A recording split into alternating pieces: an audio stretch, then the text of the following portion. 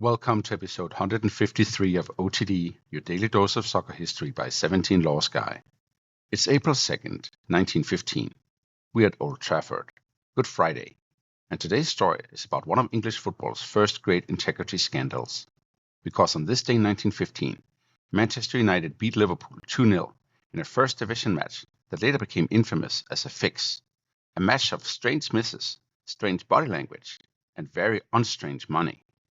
It's a story about professional football growing up with gambling already in its bloodstream, about war, uncertainty, and temptation, about a match thousands watched in real time and thought, something here is wrong, and about the moment English football discovered, very publicly, that corruption was not some foreign disease or modern invention, but something that could live inside its own dressing rooms. But how did we get here? Well, we start with professional football itself. By 1915, the English game was already big business in the cultural sense. Huge crowds, newspapers, tribal loyalties, public argument. But it was not big money in the way modern listeners would instinctively imagine. Professional football had turned skill into wages, yes, but not into security. Players lived under a maximum wage. Careers were short. Contracts didn't protect you for long. One injury, one loss of form, one manager's decision, and the income line would wobble. For married players with families, football was work, and work that could disappear. And football had grown up alongside betting almost from the start. That matters enormously, because by the early 20th century, gambling was not some fringe vice hovering outside British life.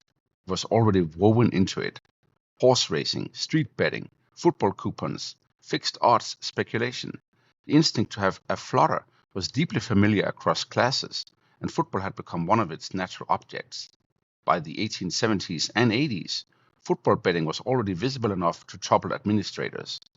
So by 1915, the link between football and gambling was not new. It was old enough to feel normal. And then came the war. When the First World War began in August 1914, one of the immediate questions in English sport was whether football should continue at all. Many thought it shouldn't. Other competitions and activities were being curtailed. Public moralists argued that entertainment looked indecent in wartime. Voices in Parliament attacked the spectacle of league football continuing while men were dying abroad. But football's authorities chose to play on. Partly they defended that decision in patriotic language, morale, fundraising, keeping public life functioning. There was also a blunted truth underneath it. Many players had no real financial cushion. Stop football overnight, and you didn't simply silence the terraces. You removed wages from working men with dependents. Even so, the war tightened everything. Crowds dropped, money shrank, players took wage cuts, recruitment pressure intensified, the footballers' battalion was formed, and by the spring of 1915, the sense that normal football life was nearing its end had become impossible to ignore. That is a dangerous context for integrity, because corruption feeds best not merely on greed, but on instability. Uncertainty sharpens temptation, and wartime England in 1915 offered uncertainty in abundance. Now add the league table. Manchester United were in trouble. They were staring at relegation and needed points badly. Liverpool, by contrast, were drifting in mid-table, with their season going nowhere special. That asymmetry matters. One club desperate, the other relatively safe. A match late in a strained, controversial wartime season, and that is fertile ground for arrangement. At the center sits Jackie Sheldon of Liverpool, a former Manchester United player and, by reputation, the key go-between. Around him, the net tightened. So for Liverpool, Sheldon, Tom Miller, Bob Purcell, and Tom Fairfowl. For United, Sandy Turnbull, Arthur Whalley, and Enoch Knocker West. And the scheme, as the investigators would later see it, was not merely to let United win. It was to let them win 2-0. That detail is important, because once you're no longer just fixing an outcome, but fixing a scoreline, you're already deep into betting logic, not just advantage, but precision. And so we arrive at Good Friday, April 2nd, 1915, Old Trafford. And the match that had the smell of bad theatre about it, almost from the start.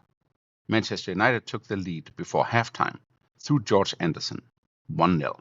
That, on its own, meant nothing. United needed a win. Liverpool were not under enormous pressure, The home goal could be perfectly ordinary. Then came the second half, and the moment that made the whole thing start to look ridiculous.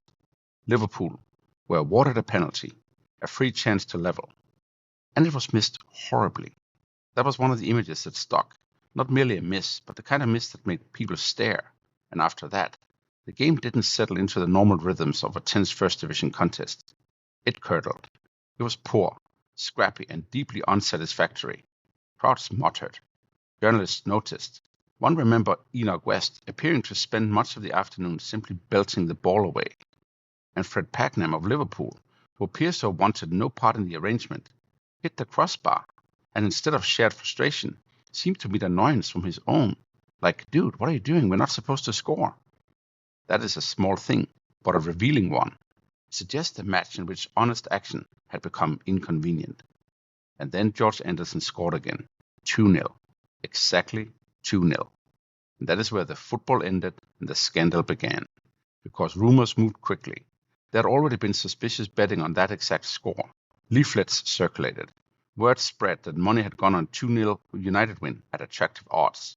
And football in 1915, just like football now, had one great weakness when somebody tried to cheat it. People can tell when a match doesn't look right. And that point matters. This was not one of those scandals discovered only years later in paperwork. The people in the ground felt something was off. The newspaper felt it. And the shape of the game itself invited suspicion. So the authorities moved. An investigation followed. Witnesses spoke. Players denied, evaded, and contradicted one another. And by the end of 1915, the Commission's conclusion was devastating.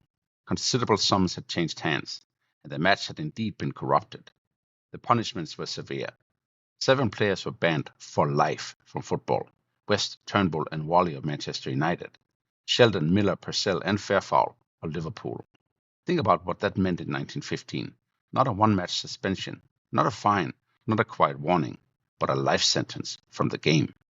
And here's part of what made the scandal so explosive. The clubs themselves were not formally destroyed by it.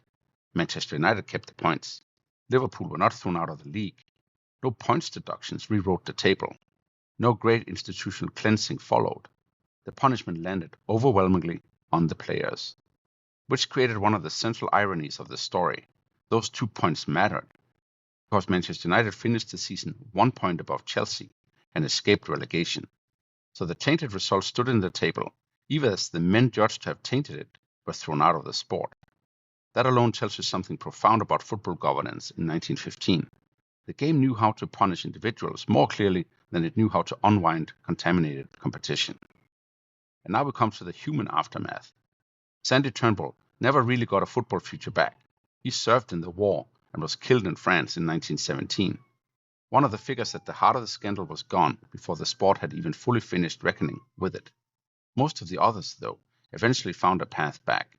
After the war, several bans were lifted in 1919, in part because of military service, and part because football, like the wider country, was trying to resume life after catastrophe. Men apologized. Men were forgiving. Some played again. But one man's story remained different. Enoch West denied guilt, not quietly, but stubbornly. He took the Football Association to court in an attempt to clear his name, and lost. And because he refused the route of confession, apology, and readmission, he remained frozen out far longer than the rest. That is why this scandal is often remembered through his name as much as anyone else's. Not because West was necessarily the most central operator, but because he became the man who carried the punishment longest. His ban was not lifted until 1945, 30 years later. But so what? This was a huge scandal in its own time, not a dusty footnote that only later historians inflated. It was huge then, because English football was already under wartime criticism for continuing to play at all. And now its critics had proof, or something close enough to proof, that the professional game could not even guarantee honest competition while asking the public to keep faith with it. And this scandal exposed a pattern football would spend the next century rediscovering, where betting markets are active, where livelihoods feel insecure, and where governance is weak or slow, the game becomes vulnerable. The names and technologies change. In 1915, it was whispered bets, dressing room understandings, and suspicious exact score money. In later eras, it would be international bookmakers, illegal syndicates, phone records, and digital monitoring. But the mechanism is recognizable across time. As we discussed in episode 143 with Toto Nero in Italy, and in episode 12 with the Lamptey case, match fixing keeps adapting because the underlying temptation never truly disappears. Finally, the Good Friday scandal didn't cleanse English football. It warned English football. That is different. The punishments were real. The reputations were wrecked, but the disease wasn't cured. The game would meet similar problems again later, in England and elsewhere, because punishment after the fact is not the same thing as structural immunity. And perhaps that is the deepest point of all. Football has always depended on a kind of collective faith. You and I must believe that the match is real, that the mistake is a mistake, and that the miss is a miss, and that the defender who miscontrols the ball is merely human, not bought. On Good Friday in 1915, that faith was cracked in full public view. Before we go, 3 things to take away from April 2nd, 1915. First, the Good Friday scandal was born from a combustible mix of professional precarity, entrenched betting culture, and wartime strain. Second, what made the match so memorable was not just the later verdict, but how wrong it already looked on the day. The bad penalty, the flat football, the exact 2-0 score, and the feeling in the ground that the script had been written elsewhere. And third, the scandal punished players, but it also gave football one of its earliest great warnings, that the integrity of the game can be bent from within whenever money, pressure, and opportunity line up. On this day in 1915, Manchester United beat Liverpool 2-0 in a match later exposed as fixed. Good Friday, when English football learned that betting could reach from the terraces into the result itself. That's all for episode 153 of OTD, your daily dose of soccer history by 17 Lost Guy. If you enjoyed this episode, please follow the show, leave a 5-star rating, and share it with all your friends, please. Tomorrow, we go to Bahrain and to April 3rd, 1970, when Kuwait won the first Arabian Gulf Cup. See you tomorrow.